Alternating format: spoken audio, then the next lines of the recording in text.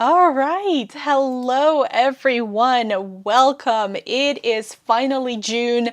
I don't know about where you guys are, but over here it has been raining cats and dogs, and I am so happy to get to the end of that rainy season because honestly, June is supposed to be about sunny weather and beaches, and we're getting there. I've been needing my summer intake for a while now, so I'm very excited that it is finally June.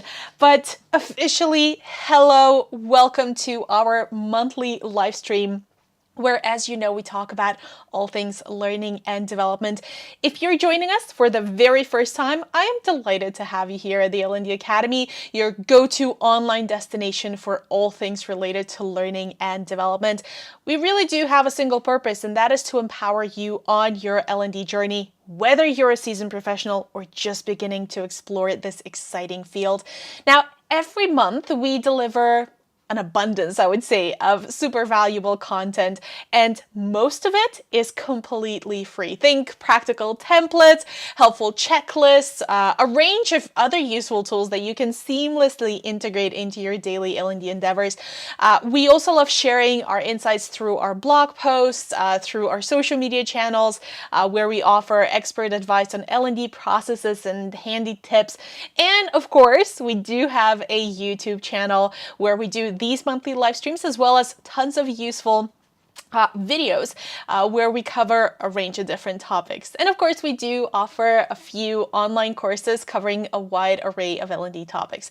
You can discover all of these exciting resources at thelndacademy.com. The link is down in the description. And if you haven't connected with us on social media, honestly, what are you waiting for? Now's the perfect moment to do that. Join us, gain access to really a wealth of valuable content. Again, all of our social media links are down in the description, so make sure to follow us to stay updated. Now, to our incredible regular viewers, thank you so much for being here. Your unwavering support is what really makes this vibrant community what it is. Now, as you know, each month we do shine a spotlight on a specific topic, and this time around, we've been really buzzing with excitement about a very favorite subject of ours, and that is leadership development. Now, what's more, today I have another extraordinary guest in store for you, and I'm so thrilled to introduce a remarkable speaker who is truly a master of the human resources domain. So please join me in extending a very warm welcome to a friend and esteemed colleague, Andrea Adams.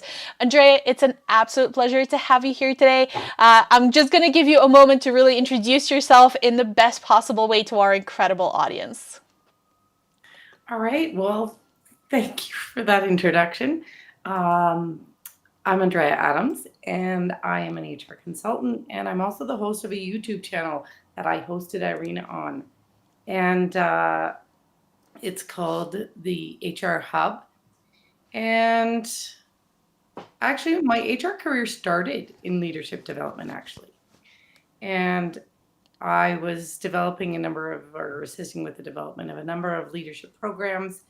And all of that, what I learned at that time, has come in handy throughout my career. And in particular now as a consultant, where most of my clients need some form of leadership development. And so we're advising on that. Yeah. Excellent. Andrea, thank you so much for being here. By the way, Andrea's channel, or the link to Andrea's channel, the HR Hub, is again in the description down below. So make sure that you're following that, because honestly, Andrea has some of the most amazing interviews and some of the most amazing topics, honestly, within the HR realm. So make sure to check that out. Andrea, I am very excited about our conversation, but I feel like we need to kind of start at the very beginning, and that is to define what exactly leadership development is. So I'll try to do that, and feel free to jump in if I miss anything, okay? So you go right ahead. Yeah, absolutely. So leadership development, the way I have always looked at it is a bit of a systematic, a bit of an intentional, if you will, process of really enhancing the knowledge, the skills, the abilities, the behaviors of people within the organization, either to prepare them for a leadership role and responsibilities in the future, or to make their lives easier if they are already a leader. And then all of these programs usually encompass a range of different experiences, learning experiences. So you can think of training workshops, mentoring relationships, coaching sessions, self reflection exercises, experiential learning. I'm sure I'm missing a few. But these programs, again, they usually focus on kind of developing core leadership competencies. And again, we can, just as an example, what are some of these leadership competencies? Strategic thinking comes to mind, communication, decision making, problem solving, emotional intelligence, which we're going to talk about a little bit. Change management and flexibility and adaptability, collaboration potentially. So that's, for me, that's kind of the short version of what leadership development is. Andrea, did I miss anything? I don't know. I don't think you did. It really depends. I mean, there's going to be some competencies that are unique to the position.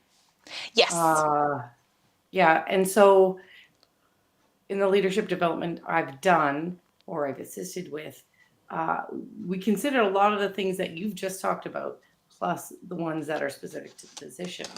So if you're thinking about, uh, let's say, finance, do they have all the finance skills they need? Yeah. And, and then going about trying to find ways of getting them those skills. Absolutely. And yeah, another example, because I'm working with a client right now in the online business and online sales.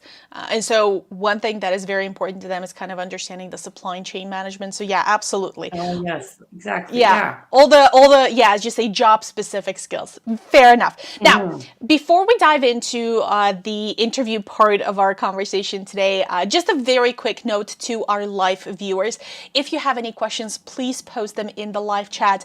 If you're watching the recording of this and have questions, head over to the comment section, and either Andrea or I will come back to you with an answer. So, with that being said, I feel like we can officially kind of kick things off. And I want to start with a bit of an observation that we always say that today's world is kind of rapidly changing, the work environment is rapidly changing. And so, leadership development seems to hold this immense significance. I mean, I think I read fairly recently that the market for leadership development is like something along the lines of 80 billion, which is a ridiculous number if you think about it. So, why do you think that is? Why is leadership development so important and so heavily invested in? Well, it's funny you say that. I had someone reach out to me recently on the channel, and he wants to talk about the declining investment in leadership development. However, Really? yeah, I know. So that's interesting in the context of an $80 billion market. Uh, so, leadership development, I'm installedly in the camp that leaders are made, not born. There certainly is an talent aspect to it, but they're made. How do we make them? That's leadership development, and organizations can have a huge impact on that. Of course, the individual can themselves as well, but ultimately, whoever does it, whether it's the individual or the organization, leadership development is everything in equipping leaders to be ready for the challenges that come ahead. Like, you might not be in a sort of a detailed sense ready, but ready in a broad sense. You talked about the strategic decision making, the problem solving, the change management. All of those are skills that we're going to need and leaders need to guide the organization so their organizations are going to be successful. I mean, really, organizations fail all the time. And a lot of, like, all the time. And a lot of it is because their leaders are missing uh, the skill. So, and I know that the skills we need now today aren't the same ones we're going to need 5 years from now. Maybe even But, three. well, maybe even three. So, but collaboration's not going away, problem solving's not going away, decision, like all of those things, they aren't going away. We can equip people and change management for that. And also layer in the technical skills as we go. I mean, it just comes down to it's gonna very important in the successful uh, execution of an organization. Because that's the thing. There is a massive link between, let's call it, the quality of leadership and the success of the organization. So you could argue that potentially that is why it's so critical and it's so popular, and all the big consulting companies in the world seem to be very heavily invested in the leadership development field. That Hmm. makes sense, And absolutely. from if you think about it, like we're all employees as well. If you think about it, the number of times you've criticized your leader, uh, that's but you're criticizing them because they're important, right? Yeah. So yes, couldn't agree more. Many you just reminded me many years ago, and I'm sure that a lot of L&D people feel the same way. You usually have either a very small L&D team or just one person really taking care of everything L&D related within the company. And so I Yeah. was in kind of the former situation, and I was trying to figure out how can I make the biggest impact on the organization through learning and development.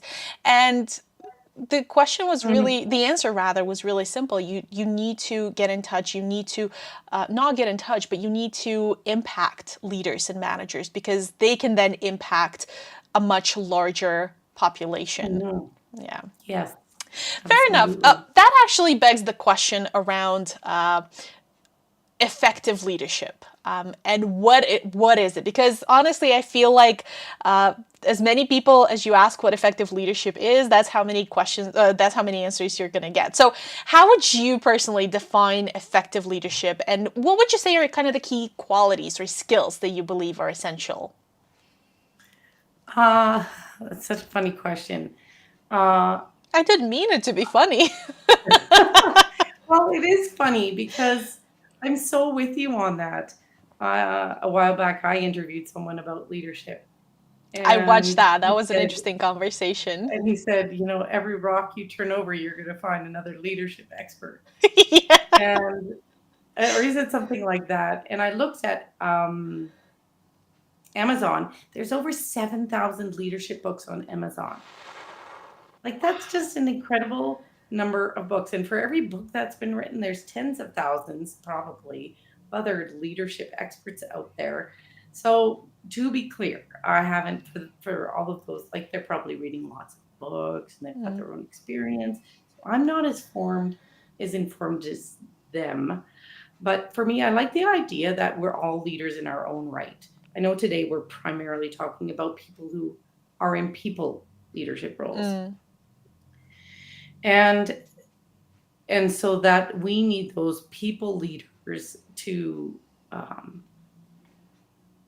influence the organization, to drive the organization in a positive, productive way. So, in my mind, the shortest version of a good definition of leadership is the ability to influence and guide others, because ultimately you really don't have control. Even if you've got hierarchical authority, you don't actually have control. But, anyways, it's to influence and guide others towards a common vision or goal. And that's the role of a leader. And really, we're all playing that to some degree. But leaders at the top of an organization certainly, uh, that's all they do. So we got a comment in the chat saying great discussion and best topic, and I couldn't agree more, because I've personally been doing leadership development for quite a few years, and I myself find myself like scribbling notes from what you're saying, finding everything that you're saying quite fascinating. I am astounded, honestly, at the number of leadership books there are. Uh, you're right. That It's is crazy. that's like, is it really Um, that hard to be a leader that we need 7,000 different books? well, you know what? It's funny. I think so many people are interested in being leaders. Mm, I mean, nobody wants to be known as a follower, really, right? Uh, like there's all this heavy cultural dynamic going mm. on there about don't be a follower, be a leader, although we need followers and we need those followers to lead in their own right. Uh, Sorry, I just lost track of your question. That's quite all right. It wasn't really a question, it was more of an observation. But it's funny you saying that because my experience, especially in the last 5 or so years, has been mostly working with clients in the IT industry. And Mm-hmm. what I have found is that nowadays there's a lot more awareness of what a leader is and what a manager is. And so, specifically within the IT sector, I find quite a lot of people say, actually, I don't want to be a leader. I don't want to be a manager. I Mm. much more enjoy, sitting there writing code or creating something or like even QA. I would much rather sit there and find bugs rather than be responsible for other people or for the deliverable of a whole Mm-hmm. team. So it's interesting you saying that. I guess it does. It does matter what industry, what country. I suppose it also. Yeah, it's true. Do you find though that when you talk to those people that they're a little bit justifying, I don't want to do those things. I don't, and totally valid. Not all of us are suited to that, but that there is this little bit of societal pressure around, and for some more than others, or Mm, the societal pressure to be a leader, they're perceived as more important. yeah. Uh, It could be. It actually reminds me of a situation that I was in about, I think it was about 2 years ago. Someone from India contacted me, and they were a learning and development. They were a trainer, actually. They were a trainer. I believe it was soft skills trainer, and because the expectation, either from society or from the family or from the organization itself, was that mhm. sooner or later that person must become a manager to kind of be promoted. Yeah. That's kind of the next logical step. That's what they ended up doing. And they Mhm. contacted me a year into their management position. And they were like so disappointed. They were saying, I hate this. I never Yeah. actually end up in the training room anymore. And I love training. I love being with people. Mm. And now my job is all about these different things. And it Yes. broke my heart. It honestly broke my Yeah. heart because that was Yeah. a clear situation of a person not really understanding what being a leader, what being a manager is all about. Yeah. Yeah, and so all that technical expertise you've built up over time leading up to that role that has enabled you to get promoted, then all of a sudden, Mm, poof, you might spend, I don't know, 10% of your role dealing with that and 90% of your role change management, developing others, leading teams, fostering trust, trying to figure out what that means for you and do it, uh, fostering culture, mm. a culture that you want. Maybe that's innovation and creativity. Maybe that's customer orientation, whatever it is. Um, and all those tangible skills that you developed over time are less useful. That's true. It's a whole different role. It's a whole different skill set if you think about it. Oh yeah, But we're talking about leadership development and throughout the years, and you probably know this yourself. There are a lot of different challenges that organizations face with when it comes to leadership development and making it properly. So, mhm. based on your experience, what are some of the common obstacles that organizations face in their journey to developing leaders? I want to say the first one. So I'm going to have this conversation soon with this guy who says that leadership development is declining. So I imagine he's going to have a lot of insight into that question. But in my mind, in my experience, the reason that people are or organizations have stopped or are lowering their investment is a lot of because of budget. It's expensive, but then some of the other challenges are that we ideologically, when we think of leadership development, everybody out there, like, take 5 seconds. If you were to be developed as a leader, or take 30 seconds, if you're to be developed as a leader, how are you going to do that? What's the first thing that comes to mind? For so many people, the first thing that comes to mind is training, except training is hardly the most efficient and useful way to learn. I think it is necessary, especially for leaders. There's just so many nuances and skills and emerging practices that you aren't going to learn about anywhere else but in training. But we often lose sight of all the things you might learn in your job that are super useful. And if we are very focused, um, we can teach people, skills by doing. There's mentoring. Yesterday, in fact, I started a leadership development group to help the leaders of an organization learn from each other, more collaboration, more sharing, more growth together, brings people together, helps them understand what's going on in the organization, but also helps them grow. So that kind of falls into the somewhat of the mentorship kind of bucket. And then of course there's training. So, ideologically we need to focus on development, I think, in the, in job assignments and that kind of thing. So that's a barrier. Budget is a barrier. If you we think about leadership development, we do have to send people off to school to take courses. That's expensive. Um, so budget's a reason. Mentorship programs, things like that, are hard to set up, hard to maintain. There's Mm. this sort of magic that happens with mentorship, and it's like you either click or you don't. And if you don't, I mean, how do you orchestrate that from an organizational perspective? I've seen many organizations try. I haven't seen any that I would say is a raving success. I am looking for someone to interview about mentorship. Haha, reminds me. Uh, If you know yeah, anyone, so let us know down in the comments. We'd love to get in touch with them for Andrea. yeah, for sure. Someone who can help set up mentorship programs at a structural level. Yeah, so yeah, I think, probably budget and just ideology and the being intentional about moving people, offering those growth opportunities. I'm getting a message that there is a bit of an audio disturbance from my end. There it is. There really So, is. okay, what I'm gonna do is I'm gonna ask Andrea the next question, and then I'm gonna mute myself to try and figure out the technical difficulty. So, Andrea, my next question has to do with kind of nurturing leadership skills within the organization, kind of organically. So, what are Mhm. some practical strategies or approaches that organizations can adopt to foster leadership skills within their workforce? Okay. Uh,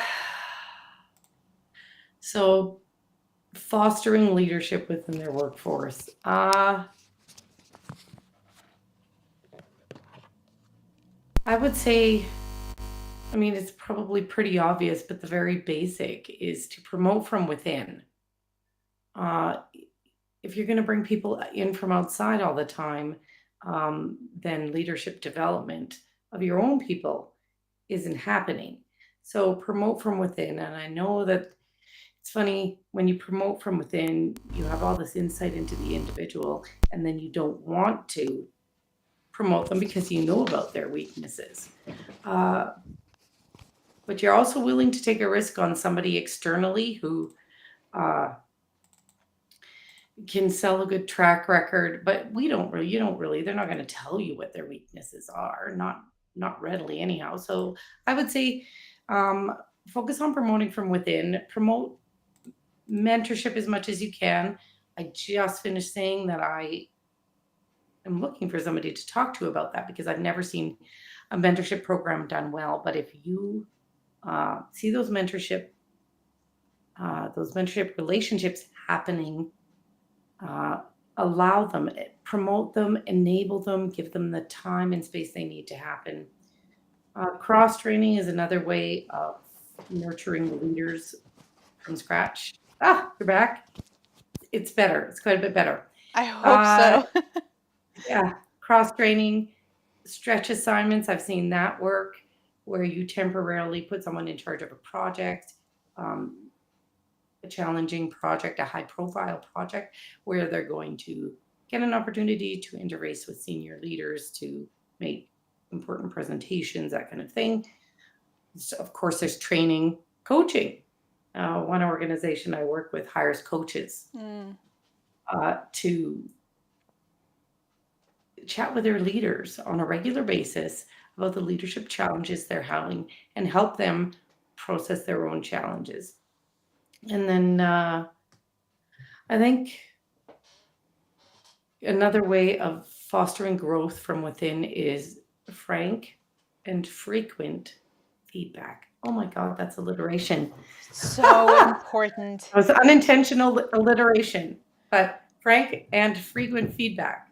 Yes, for sure. So So that people important. know that they're either headed or in the right direction, or there's gaps or there's missed opportunities, and that their voice is heard in their development and they're really engaged in the process. It's so interesting you saying, especially about feedback, because it's one of those learning and development tools, if you think about it, or development tools rather, that can completely transform the way someone behaves, the way someone does their tasks, the way they even think. It's a mindset Mhm, shift. It can be a mindset mhm, shift. And so, thank you so much for mentioning feedback, because if you weren't, I was going to mention it at some point, uh-huh, either way. That's very interesting you saying that. And it kind of begs the question about identifying potential leaders, because it can be a challenging task. It can be difficult to find the right people to kind of step in. So, what are yes. your insights on how can organizations effectively identify those people with leadership potential?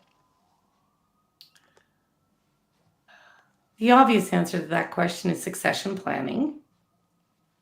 Uh, and then the question is, how do you go about doing succession planning well? That is challenging, doing succession planning well. Uh, but I do think that any succession planning effort is going to pay dividends. So, are you sitting down and having conversations at a senior level about the people in the organization who have high potential? And I know that we tend to advance as leaders, and we got to check ourselves doing this. We tend to advance people who are like us. So if we're a male, we're going to, and we're a white male, we're going to, and we like, I'm in Canada, so we like hockey. Guess what? We have a really good relationship with that guy who also plays hockey, and most hockey players are white. So there you go, and they're men. Uh, so we got to be careful about that in our succession planning processes, but that we have that conversation at a senior level about who the up and coming leaders are, and that we, without making it a huge burden on senior leadership, but this is really one of your most important tasks, is ensuring the future of the organization. So I know you get resistance about succession planning, but is there really anything more important? Like, probably, yeah, maybe there is, but I mean, it's up there for sure. Uh, It depends on who you ask, I suppose. well, maybe you've got, 100 people who are super qualified and ready to come up the ranks, but we also talked about the fact that leaders aren't everywhere. A lot of people choose not to be. So when you've got a good leader, you need to know who they are and invest in them. And your succession planning should be at least a somewhat objective process, removing bias, removing and focusing on the competencies, not do I like that person, but do they have the strategic skill, the collaboration skill, the problem solving, decision making, etc. Are they good communicators? And if they And don't, how can we build well, those that's true. skills? Absolutely. Yeah, Maybe they shine in a particular area of this. How do we develop those other skills where they may be lacking? And that is also part of succession planning.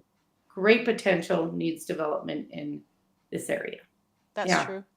Andrea, by the way, I just want to let you know that you have a new fan in our chat. That's Raja, Do? who Woo! seems to be agreeing with everything you're saying, completely supporting you. And his last comment was in a very calm manner. Andrea really gives very diplomatic approach to answer such a crucial question.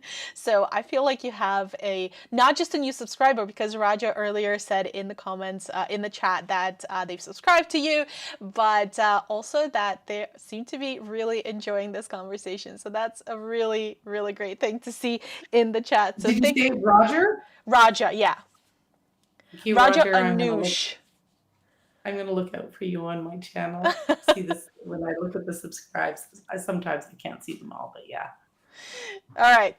So we've mentioned coaching, we've mentioned mentoring, and I personally, whenever I design or facilitate any sort of leadership development programs, these are the two kind of must-have elements that I usually integrate. And I guess my question to you is again based on your experience. What are some good practices for implementing coaching and mentoring effectively into a leadership development program?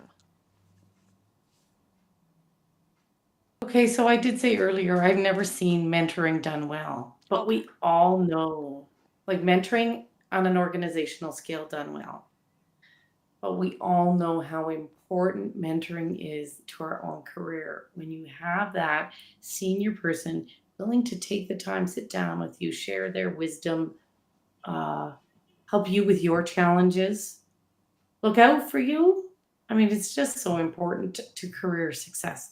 So, as an organization, however we can do, whatever we can do to make that happen well, and I'm going to make a note of it. Like, I had actually temporarily given up trying to find someone, but I'm gonna find someone to talk about mentoring on an organizational scale. But when those mentorship relationships happen, uh, we need to promote them, to enable them to grow. I like the idea of including them in a conversation at succession planning. So once you've developed your high potential, that you have a conversation about their development, and that mentorship is a piece of that. Mm. So you're not just talking about developing their communication skills, their strategic thinking. It's like also you talk about those things, but you also say, now this person needs a mentor. Is someone out there already mentoring them? What do we know about their mentorship needs? And then being intentional about setting that up. So that's mentoring. And coaching, I'm a huge fan of coaching. I've had coaching people on the channel, and I've used coaches myself.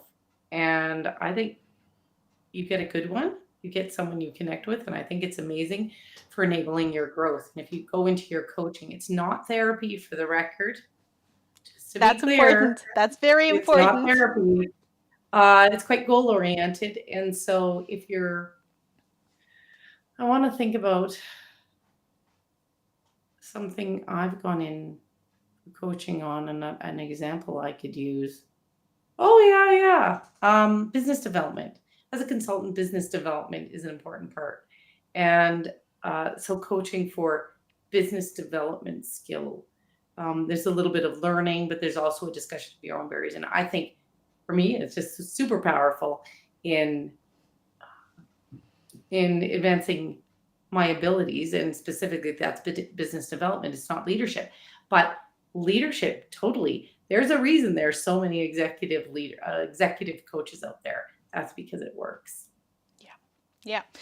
Now I'm going to do a shameless plug here Oh, because by all means. all of the month of July, yes, we're overdue now. So July, we'll be focusing on coaching, specifically for L&D and how you can incorporate it into different L&D initiatives and programs. And it's going to be amazing. We're going to have a few videos. We're going to have a few blog posts. Obviously, we're going to have tons of useful resources up on our social media. So make sure, again, to follow us if you want to learn more about coaching. But thank you so much for sharing this. It's a shame you saying that mentorship doesn't seem to be working out. I think the biggest, or at least in my experience, the biggest reason mentorship doesn't seem to work as well as potentially all of us would want, has to do, I think, with the preparedness of both the mentor and the mentee. It's just that Mm, sometimes people walk into that relationship not knowing what it entails, not knowing what to expect, not knowing what mm. to do. And I think that's when things kind of break apart.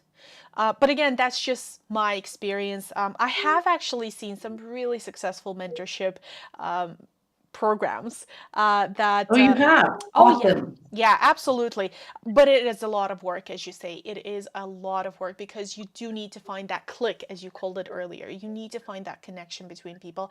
Otherwise, it's just not going to work. And So putting fair, on that and putting on the training associated with the yeah, mentorship so that people do know what expectations to come into the program with and yeah, as the mentor, what your role is, as the mentee, what your yeah. role is. And and be clear about that. Be clear about what you're going to get out of it. So, yeah, I'm glad to know that there are effective mentorship programs out there. And again, if anyone knows someone who can talk about these mentorship programs, make sure to get in touch with Andrea so she can interview that person because it is I an want, important yeah, topic. yeah, the experts. You're also starting to just because someone's going to tell you that there's a lot of crackle again. Is it It's like really? Oh, it. It seems like I know that's disappointing. It seems like it starts out okay once you reset things, and then it builds when you talk. Anyway, I'll ask you then the next question and then I'll go offline again to try and figure out the situation with the microphone. But my next question has to do really with the evaluation. Sooner or later, we have to talk about how effective or how successful a leadership program is. So I want to talk a little bit about this. First, how exactly would you measure the success or the impact of a leadership program? And almost as a follow up to that, what do you think are the most important metrics for leadership development? oh, it's a tough question. It's a tough question. Actually, I want your input on this too. So, how would I evaluate the success of a leadership development program? Well, succession planning. Do you have skilled people to take on future roles? Um, and so, as succession planning goes on, um, do do you see, and as you do it year after year, do you see people making progress? Do individuals who participate rate themselves as ready to take on a new role? Do they rate themselves as growing? A lot of times people are going to, well, in some cases, anyways, people are going to say they're doing better than they actually are, but that's one thing. Another measure of leadership development success is turnover. Are these leaders you see as having potential, are they leaving your organization? That would be a concern. I'd also, I'm kind of starting at the middle, but when you're rating or evaluating leadership success, there's all kinds of metrics, and we all know about it. Is it the four levels of Kirkpatrick's training evaluation? It's Is that what it is? one If of you're those not up in, there. Yeah. oh, it's still bad. Oh no. Okay, I'll try and figure something out. Keep talking. Maybe if you just turn it off and turn it on again. I don't know if that's it. Unfortunately, I tried that several times, but it doesn't seem to be working. So I'll figure something out. I'll try and find a different microphone then. Okay. Well, we can also speed through this. I don't think, or I got to just talk a whole heck of a lot, although I'm interested in your input as well. I'd also relate it to organizational objectives. Are you setting strategic leadership development objectives like forecasting or communication? And then you can evaluate the progress of the individuals you have in leadership development on those specific things. There also can be self-evaluation, and one of the ones I like a fair bit is evaluation by the manager of the person being developed. Does that manager see growth? And the one thing I would say is to develop your metrics at the beginning of a program, not the end. So know what you're going to be evaluating and what kind of growth in what areas that you're looking for, and and then evaluate at the end. Uh, you can also just take the I have faith that this is the right thing to do and it's having value. You can take that approach, and I don't think it's an invalid approach because measuring the outcomes of learning and development is quite time consuming. But if we all think about our own development comes through learning. You think about how you got to and all the things you needed to learn to get to where you are today. We all know learning and development has value. So obviously, it has value for our leaders. Now, let's just be very purposeful and specific about where we develop them, what skills we're trying to develop, that we have put a lot of thought into that and go forward.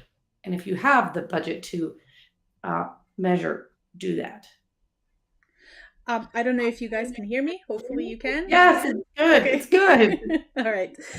So this is one of those topics that we talk a lot about on our channel and on our blog. Okay. And so now you have to answer the question. Yeah. So it's not as simple as saying, oh, measure this. Because as you said, the key here is it's not necessarily what you measure, it's more about how you measure it, in my opinion. Because if you start at the beginning, if you start a conversation with, say, senior leaders and say, okay, we'll be developing, let's say, the middle management of the company, what would make the biggest impact? What skills, what knowledge, what behaviors, what attitudes do they need to have in order to bring value to the organization? And I do want to stress the value piece of it, which you mentioned as well. If you have that conversation in the very beginning, if let's continue with the same example. If that senior leader or senior management team come to you and say, okay, I think our leaders need to know ABC, they need to be able to do 1, 2, 3, and then they also need to behave in this manner, then it just becomes so much easier to A, design your program, B, deliver it, and then C, evaluate it, because you know exactly what you're targeting. So I think and I think this is probably one of the biggest mistakes when it comes to evaluation, is that people think about evaluation at the very end of an initiative or a program, whereas the evaluation needs to be starting at the very beginning. In terms of how I usually approach it, one of my all-time favorite tools, specifically for leadership development, is a 360-degree feedback. For those of you who are interested in learning more about it, we have a comprehensive guide on our channel as well as on our website, where we talk about in depth about how I use it, how you can use it. So make sure to check those out. But a 360-degree for me is one of those really amazing tools because it allows you to kind of do an semi-objective. Any feedback is subjective, but semi-objective understanding of what's happening with that leader before they engage in this learning experience.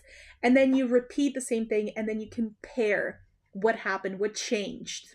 And so you can actually go back to those senior leaders and say, okay, remember how you wanted me to do ABC and for them to know 1, 2, 3? Well, here it is. We've proven that they've done it. Personally, I'm not a huge fan of Kirkpatrick. I think it's overused and it's... Oh, I can talk a lot about this, but I'm not going to do that because that's not the topic of our conversation. But I see a couple of comments on our chat. So let me just briefly take a look through just to make sure that we're not missing any questions. I am not going to be able to pronounce that that username. Okay, let me try. Miguelsa1000. When you're talking about leadership programs, are you aiming this at people in literal leadership position or at all employees within a company? I'm Dutch, trying to understand the jargon. That is actually a wonderful question. Andrea, would you mind if I answer first? Go ahead. I think it's both. You do have, if we look at kind of the realm of leadership, you do have your kind of formal leaders who are people in leadership positions who have the title, so to speak.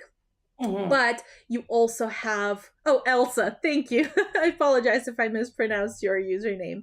But yes, Elsa, you can also target people who have a potential to be leaders. You have your informal leaders, you have people who are kind of champions within influencers. Let's call them influencers because we all Yeah, understand this term.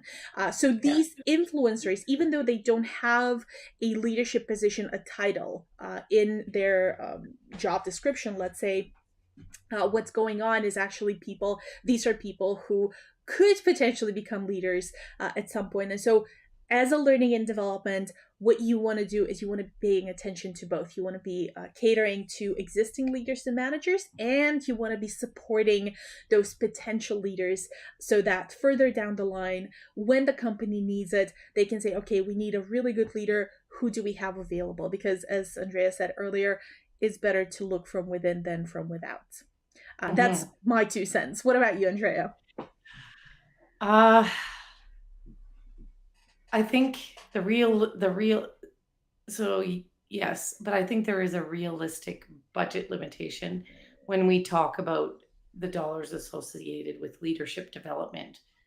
There's a limited number of, really big growth opportunities in an organization at any given time. And we do have to, as people with organizational oversight, we do have to use those opportunities and that budget carefully. That said, so I think yes, we do have to focus on the people with, you know, the most leadership potential in our opinion. I would say though that for those of people in an organization that aren't getting that, consider if you're in the right organization.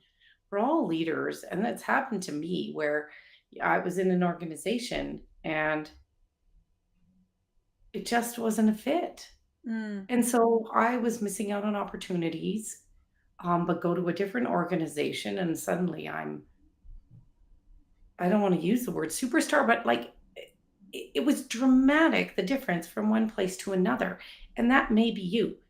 That's the one other thing. And then one I wanted to say, and then one other thing I want to say is that while, when we talk about leadership development and we talk about big budget, we talk about, the big high profile projects, that does not mean that every leader shouldn't be having a conversation with every single one of their staff about their development. What are they doing? We should be doing that with everybody. There's lots of opportunities. It doesn't have to be that big project or whatever, or that, going to the university for training. It can be those day-to-day opportunities. And between a leader and a super and an employee, are those conversations happening, and are those opportunities being created on a small scale? I want to say maybe it's not small scale, but anyways, like at a lower level. There's lots of opportunities that an individual and a leader have control over. And something I'm super passionate about is if you as an individual are not getting those development opportunities in an organization, do not abdicate your responsibilities for your own development to the organization. yeah. They don't care about you as much as you do. Um, It's harsh to own hear, it, but I think you're right. own it, lead it, make it happen for yourself because it's not somebody else's responsibility. Do the hard work. It'll pay off. I absolutely 100% promise. Maybe pay off in unexpected ways, but effort in, results out. I love that. I love that. Thank you so much for sharing that. I'm very cautious of our time, so I think Oh I'm yeah, going to yeah, ask yeah. you one more question, and I'm going to let you go because I know it's super early where you are. And again, I'm so thankful for that you joined us at 7 a.m. I really appreciate it. So, okay. My last question has to do with all the beginners in the learning and development field, all the people who are either just entering or have just started in their roles, and someone came to them and said, hey, you got to do this leadership development. So, what advice would you give to someone who is at the very beginning of their journey into designing and delivering leadership development programs?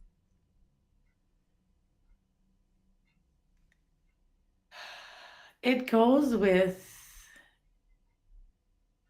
think about your development in the same way, your own development, your own opportunities in the same way you think about it for somebody else.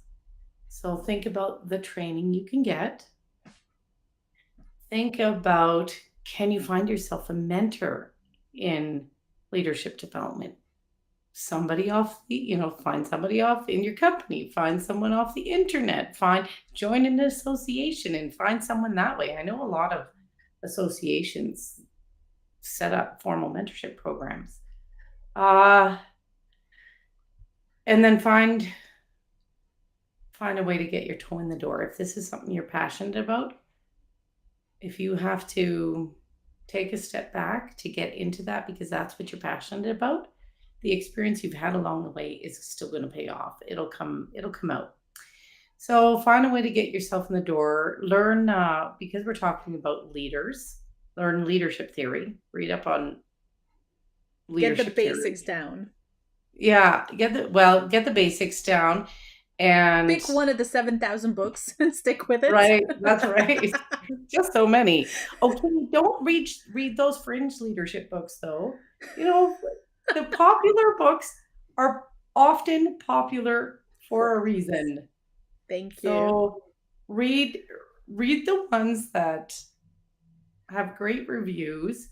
Follow your curiosity too. It will promote your own learning.